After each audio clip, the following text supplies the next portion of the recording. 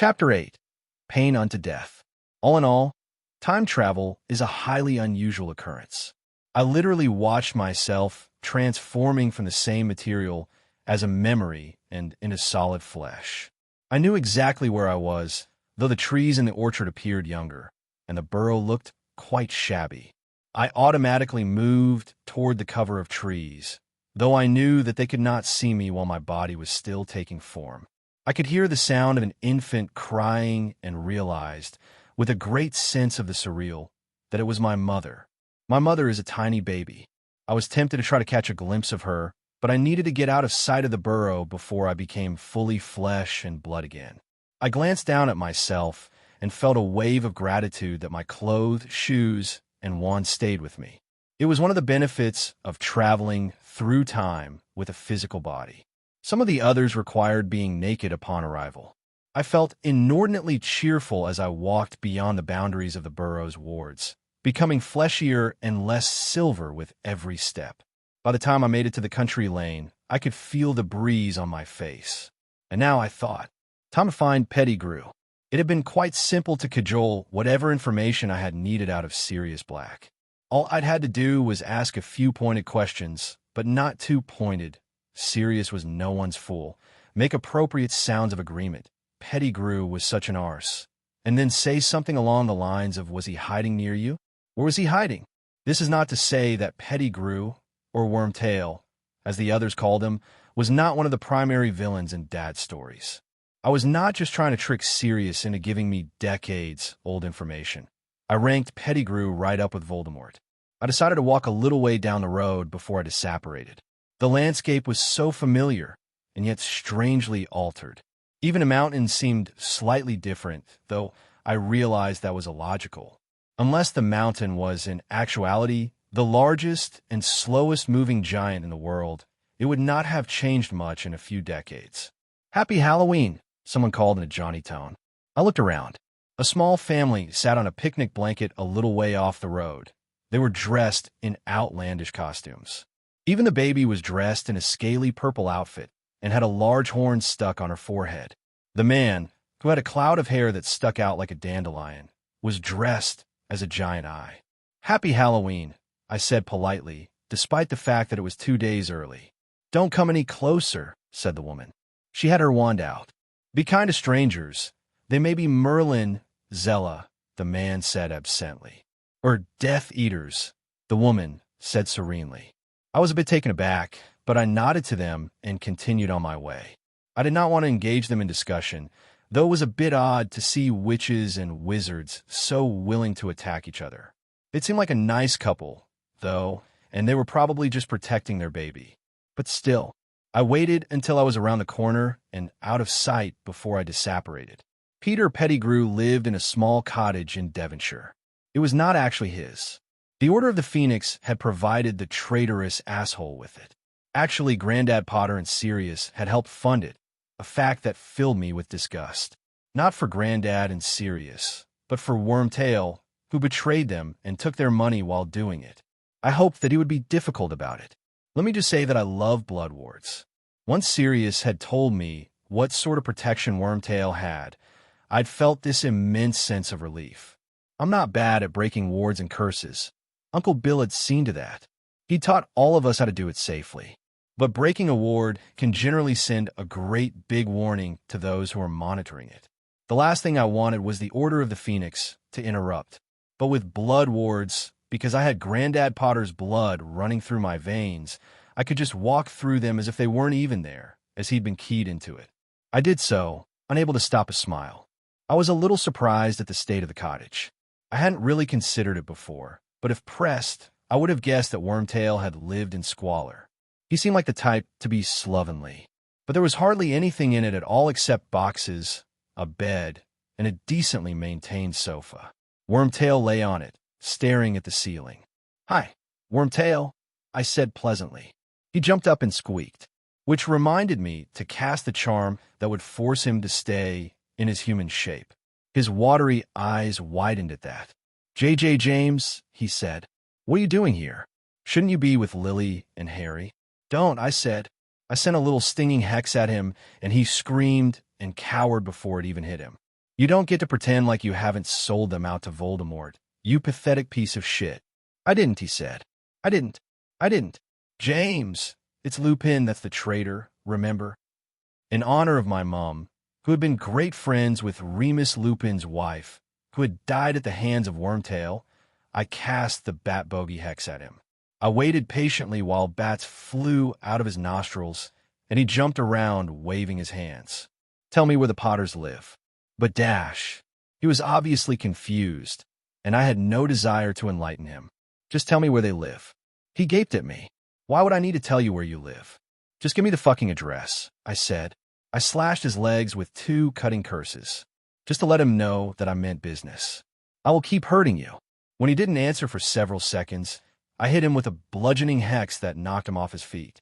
You don't need to worry about why I need it. And what's the matter with telling me anyway? I had to admit that I was enjoying myself a little. This man had really fucked up 3 generations with his one act of betrayal. You already told Voldemort. I didn't. Are you actually going to lie? I laughed incredulously. The pathetic piece of shit's betrayal was famous. He was slowly backing away, toward the table where he had left his wand. I summoned it and advanced on him. Tell me, or I will use the Cruciatus curse on you, I said. I was almost entirely certain that I was bluffing, but Wormtail didn't know that. I was a little disappointed when he gave it up. I never realized how satisfying it would feel to hurt the man who had hurt my family so badly. It was probably for the best that he stuttered out the address, though I couldn't help but wonder how far I would have gone. Once I remembered where exactly in Godric's Hollow my grandparents lived, I set about the task of removing the memory of me from Pettigrew's brain. I'm not going to lie and claim that I'm not particularly skilled at memory charms. Dad was better at the defensive magic, and I'm not horrible either, but I'm better at the delicate spells. And potions. Dad used to say that I'd probably gotten it from Grandma Potter. I regretted having to heal Wormtail's injuries. In fact, I left one of the deep cuts on his thigh and implanted a memory of how he had gotten it. I left him dozing on the couch and hunted through his things to find enough galleons to fund my stay at the Hogshead Inn for the duration of the month. I took more than I needed just to spite him. I walked out of the house, feeling light and relieved. I'd only been in the past for a few hours, and already I'd accomplished my first goal. I couldn't help but do a shuffling little dance of victory before I whirled on the spot and disapparated to Hogsmeade. I waited under the disillusionment charm for Voldemort. It was Halloween night, and muggles were going about their business, wearing costumes and going door to door asking for candy. I forced myself to watch them to calm my nerves. My palms were sweaty, and it did not help that the air had the oppressive weight of a storm. Thunder kept rumbling in the distance. I'm not afraid of storms. It had never before occurred to me to be nervous about a storm. But this one, it seemed ominous, and I could feel in my bones. My plan was quite simple. As soon as Voldemort arrived, I would cast a memory charm, making him forget that he had ever even heard about the Potters. I was reasonably certain that this would work, but my heart thumped inside my chest nonetheless. I would have to be very fast. I stood on the stepping stones that led to the cottage's front door. I guarded it against entry. I could hear the happy sounds of my grandparents talking to one another while a baby, my dad, laughed. Twilight deepened, and I knew that Voldemort would show up at any moment. In one moment the lane was clear, and the next moment a black shadow appeared. The thunder grew louder, and my bones vibrated with it. The closer he came to me, the louder it got until he was only feet away and my ears were ringing with it. I opened my mouth to cast the memory charm, and was felled by a jolt of pain so terrible and vast that for a moment I thought I would surely die. Voldemort did not even pause, but walked past me. It confused me that he did not hear my scream, until I remembered that he was blind and deaf to my presence. I stumbled to my feet and staggered after him.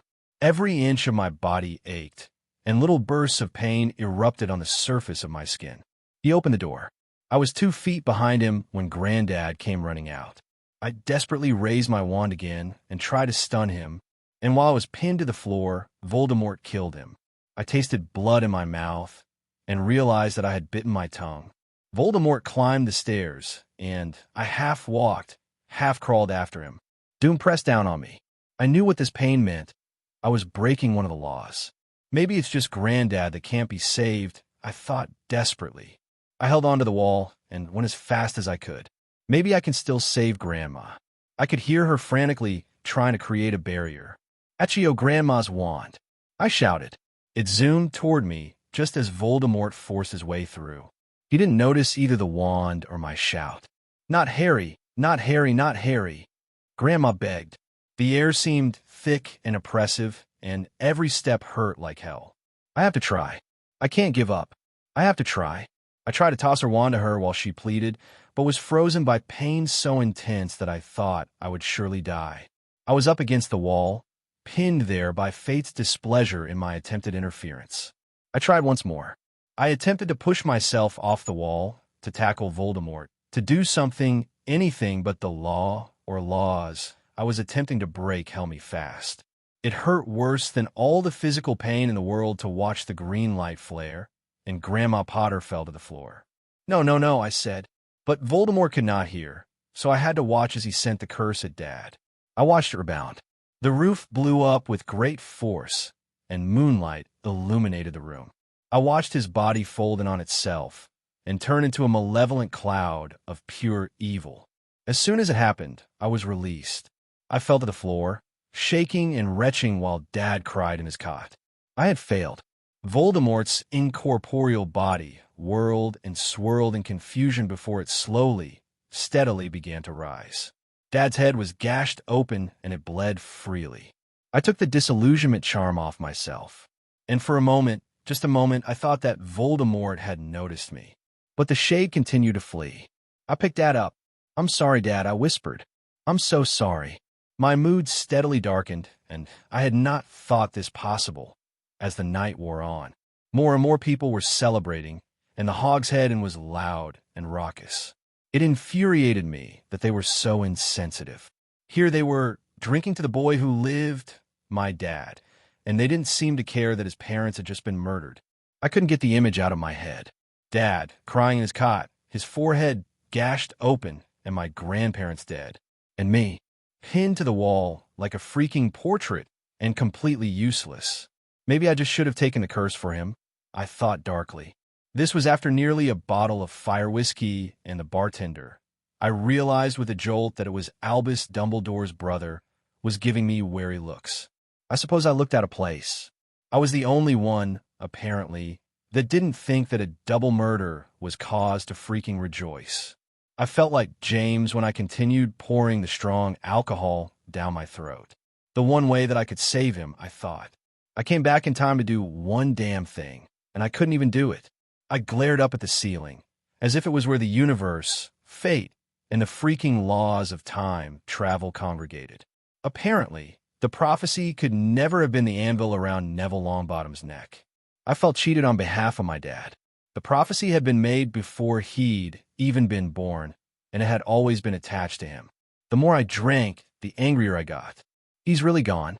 Albus Dumbledore confirmed it. I heard Minerva say, "Crowed one squat, balding wizard."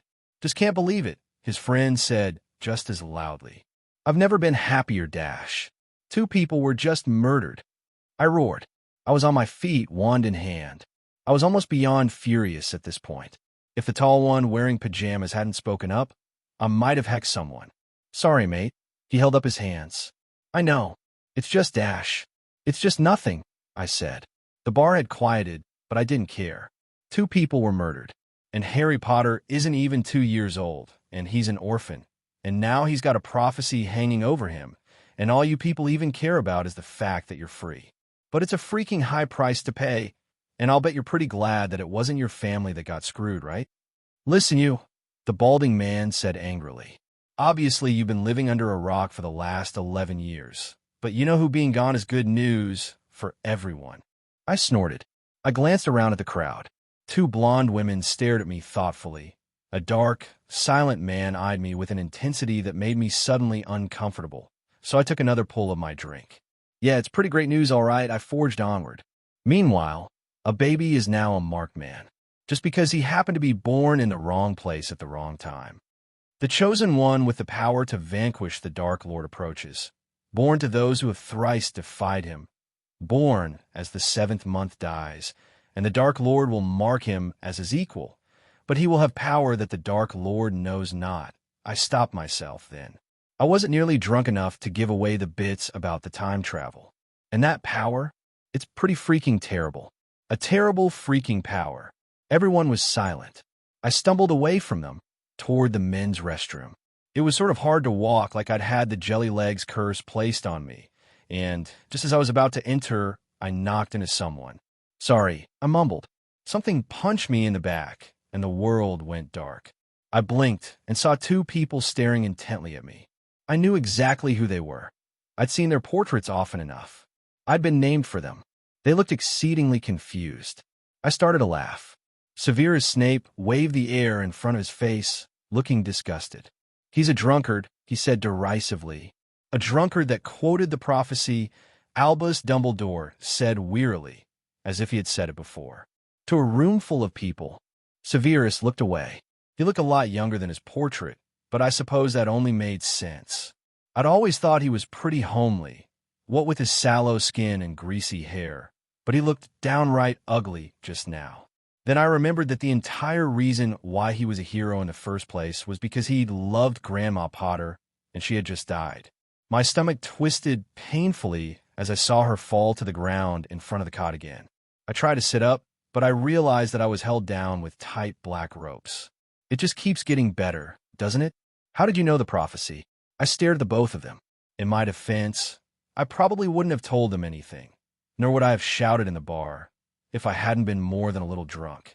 But my father had named me after them, and he expressed regret often enough about the fact that he'd not told the first Albus about his experiences in another lifetime. I grew up with it, I told them. What the hell are you talking about? Severus snapped. I'm from the future, I said. Could you loosen these ropes a bit? I've already gone up against the universe today, and frankly, my nerves are shot. The other two exchanged incredulous glances. I should have realized that they wouldn't believe me right away, but honestly, what sort of other explanation was there? I looked like my dad, who looked like Granddad Potter and had Grandma Potter's eyes. I know about the prophecy, but obviously they were going to require some other proof. I racked my brain, trying to find exactly the right words to say. It was pretty difficult to do. Thinking does not come naturally when I'm drunk. Hold on a moment, I said. Think. All right. You, Severus, you don't mind if I call you that, do you? I ignored the fact that he obviously did mind. You were Dash. Which Potter are you? He asked. He looked furious. James is the only one left, Dash. I'm Albus Potter, I said. Albus Severus Potter. I couldn't help but feel a little smug at the stunned look on Severus' face. I'd completely forgotten the animosity between him and Dad. It had always unsettled me a little that Dad had named me after someone who had hated him. I'm Harry Potter's son. You know, the one who was just turned into a Horcrux. Well, Albus Dash. Please call me Al, I said. I almost added that Albus sounded old and stodgy, but I managed to stop myself just in time. You do realize that you sound insane? Albus said calmly, but I could tell that I'd thrown him with a Horcrux comment. What? Like any other explanation makes sense? I countered cleverly. Hold on. I can prove that I know things about the two of you that I'd only know if I'm telling the truth. I sat in silence for several minutes. Severus' face was growing steadily angrier, until his lips were pulled back from his teeth, and he was practically growling at me. All right, you were in love with Grandma Potter. I screwed up my face. Your Patronus is a doe, just like hers. Albus, you got the Elder Wand. Let's see. Damn it, I know more stuff. My head was beginning to spin from the events of the evening and the fact that I'd not had any sleep for I don't know how long. Shit. Think, Al, think. Get Veritaserum. Severus, Albus said sharply. Why didn't you think of that before? I asked. It'll make all of this so much easier. I think it's better if you just stop talking until it can be proven that you are not lying, Albus said, as Severus walked, hunched over, out of the room. I was glad for the excuse to be silent. I kept picturing over and over the way my grandmother had spread her arms and fallen, and the way my father cried in his cot. It wasn't until Albus loosened my bindings a bit and handed me a tissue that I realized I was crying. I told them everything I knew. I told them about the time travel, the prophecy, Dad's death, everything. I could tell when Albus started to believe me. He gave a great long sigh and sat back. Severus was more inscrutable, though that might have been that despite the fact that I was basically handing them the knowledge of their futures to them on a silver platter, he found it difficult to concentrate. Every minute or so, he screwed up his face as though he was in terrible pain, and I knew that meeting a time traveler was second to the pain of Grandma Potter's death. It was very late when I finally fell silent. I was mostly sober at that point. Albus did not speak for long moments. "It was very reckless, what you did," he said quietly. "I believe you had the best of intentions, but attempting to change the prophecy, dash." "I wasn't trying to change the prophecy," I interrupted. "I just meant to shift it over to someone else." "Yes," Albus nodded. "Neville Longbottom." He did not come out and say in so many words that my coming to the past had been a mistake, but I felt the weight of it all the same. I was certain that he thought I was selfish for wanting it to be someone else, anyone else but my dad. And after seeing the way Granddad and Grandma Potter had died, I drew in a deep breath, still said a small voice. Even dying at the age of 39 would have been better for Neville Longbottom than what actually happened. I knew what being the chosen one entailed. I didn't really wish it on anyone, but fate was even more immutable than I thought even yesterday, and prophecies will not often be diverted. Was it really so bad that I just wished that my dad hadn't been the one to get stuck with it?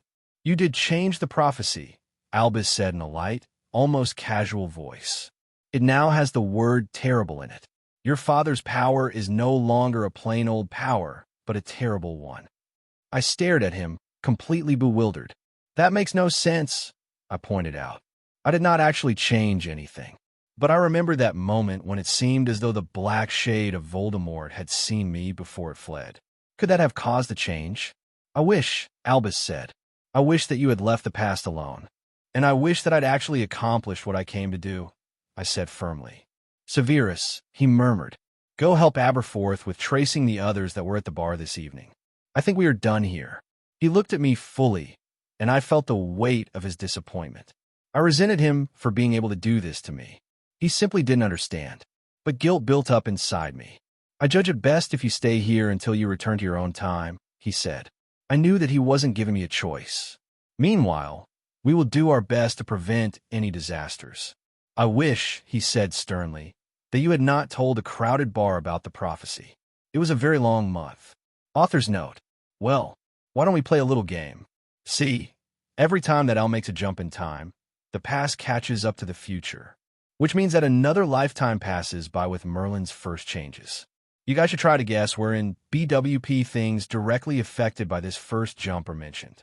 And kind of future is Al returning home to? Also, I forgot to thank Zapator for the help with the particulars, i.e., the runes of the time travel method. Thanks, Zap. Also, thanks to Andy and Mel, who really helped me not go off the deep end today. And most days, actually, I did sort of go off the deep end. They just tossed me some floaties. I have a feeling that when the SLF come out of play, I'll need you guys even more. Now, to clear up some confusion. 1. The epilogue to Backward with Purpose is only achieved when Merlin makes all of his changes. So yeah, things like James being married to Sarah Black aren't true in all the rest of the realities. This is because of basic cause and effect. If A happens, it will lead to B, which will lead to C. 2. Al goes back in time 7 times. There will be some exposition explaining what changes occurred, but I'm not going to write a full-length novel describing these events. And yes, when Al returns to the future, he will find his past to be quite different. Because of the changes that he made in 1981,